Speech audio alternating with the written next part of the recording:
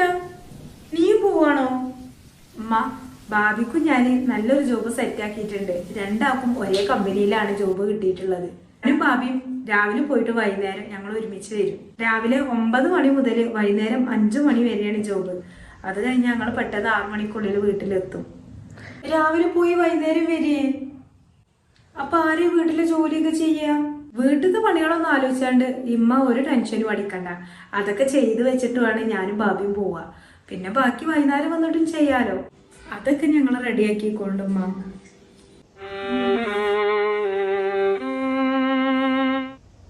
എന്നെ ആലോചിച്ച് നോക്കി, വർഷങ്ങളായിട്ട് ഉമ്മ വീട്ടിൽ തന്നെ ഇരിക്കല്ലേ. അതുപോലെ ഞങ്ങളും ഇങ്ങനെ ഓരോ സൈഡിൽ ഇരുന്ന് സമയം വേസ്റ്റ് ആക്കണ എന്തിനാ? നമ്മൾ പഠിച്ചത് നമുക്ക് ജോലി ചെയ്താല് സമ്പാദ്യം കിട്ടിയാൽ നമ്മൾ തന്നെയല്ലേ രക്ഷപ്പെടുക. അത് നമ്മക്ക് തന്നെയല്ലേ കാര്യമ്മ.